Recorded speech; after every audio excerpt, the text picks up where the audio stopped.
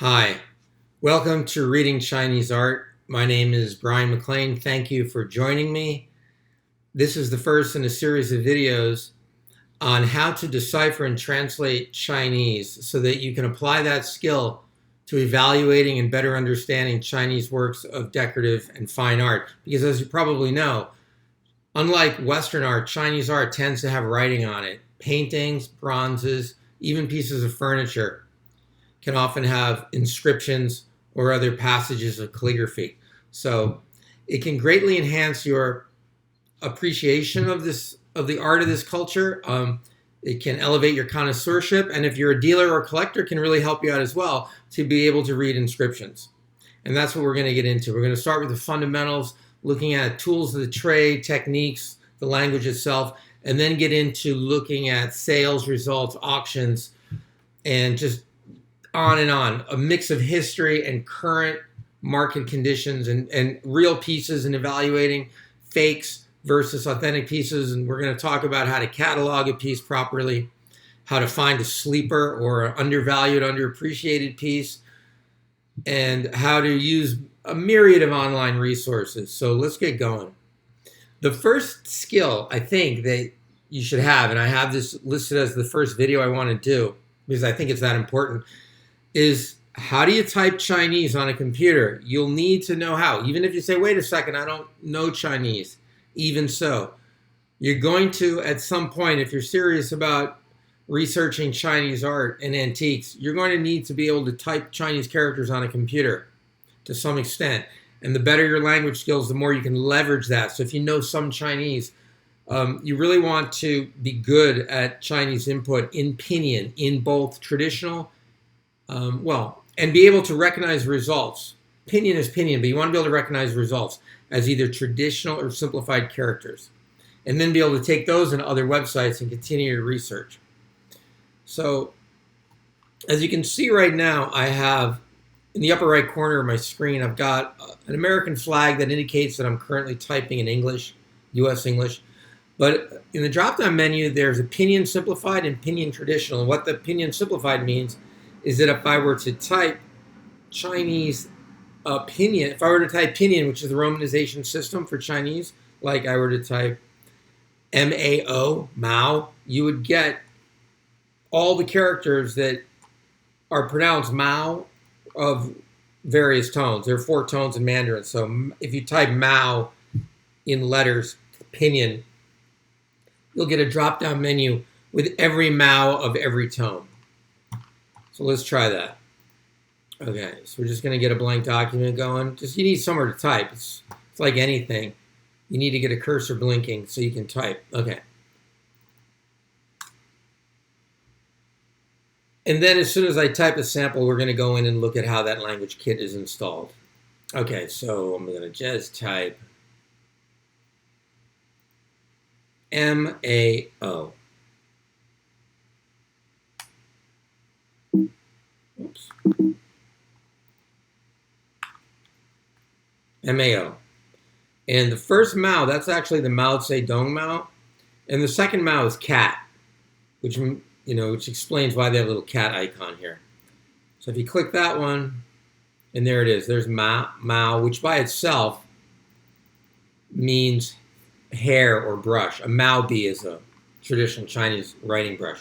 And that's the surname for Mao Zedong. Okay, now some characters, let's say we type long, that's dragon.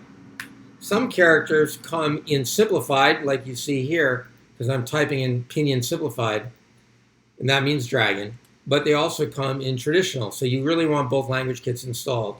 So again, it's the same Pinyin though, same pronunciation, long, L-O-N-G, long. It's second tone, although you're getting every L-O-N-G that exists. And it comes in with the first choice being dragon. It's pretty smart about giving you the most popular choice first. But if you notice, that's 5 versus 17 strokes for the character for dragon.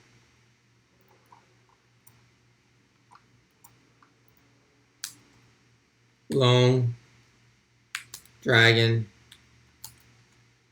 simplified, 5 strokes. And then we have Long Dragon, Traditional, which weighs in at 17 strokes.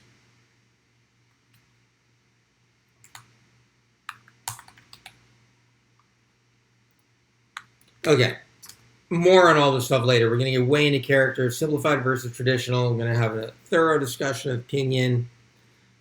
And we're going to look at why characters like Long Dragon are useful to know because they do show up on works of art. And dragon, of course, is the imperial symbol of China through many dynasties.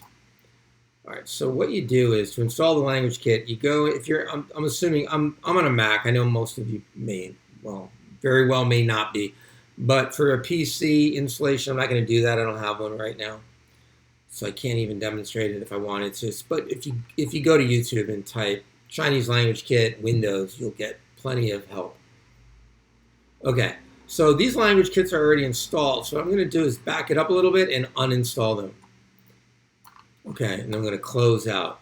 So if you hit the little gear icon in System Preferences in your dock on the Mac, dock might be on the left side, that boots open Preferences dialog box. And then you go to Language and Region, click that.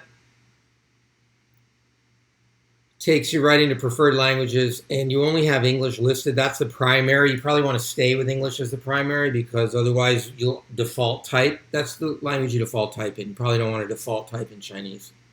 You want to choose to type in Chinese. So you hit the plus sign to add a language. Get a drop-down menu. We'll go for Chinese Simplified to start. The Chinese characters say 简体中文, Simplified Chinese. That means when you type long, you get the 5-character version of long, a 5-stroke version, not the 17-stroke version. You're going to keep using English, so just click out of that box. Hit plus again. Go install the traditional language kit. And you're good to go. Once you use English, once you see those installed, English is still the primary. You don't even have to click OK or save or accept. You just close the box and you're out. One more quick example of characters that have simplified and traditional. So I'm in English. I'm going to go choose simplified and type Feng. That's the character for wind, first tone. Feng Shui, right? The Chinese art of Feng Shui, arranging things in your home to be harmonious and promote good qi flow. Feng means wind and Shui means water. It's the flowing of the wind and water. That's Feng Shui. Anyway, the traditional character Feng is a little more complicated. It's got that same 3-sided thing wrapping it, but inside and simplified you just have an X. And in traditional, you have Chong, which is an insect radical. 1, 2, 3, 4, 5, 6. Looks like 7 versus 2. So there you have it, another example. I'm going to leave it at that. I didn't want to do more in this video than get into the basics of how to install the Chinese language kit. So please keep watching. If you like the video, give it a thumbs up, subscribe. Please hit the notification bell and keep coming back because I'm going to systematically bang out many videos here. The next one, we're going to look at Pinyin versus Wade Giles. After that, we're going to get into Google Translate. Following that, traditional versus simplified characters will be explained. After that, we're going to get into the radicals, the building blocks of the characters, and what websites you can use to look up characters by building blocks, and on and on. And that's just the beginning. So thanks again. My name is Brian McLean, and you're watching Reading Chinese Art. Until next time, 再见，朋友们。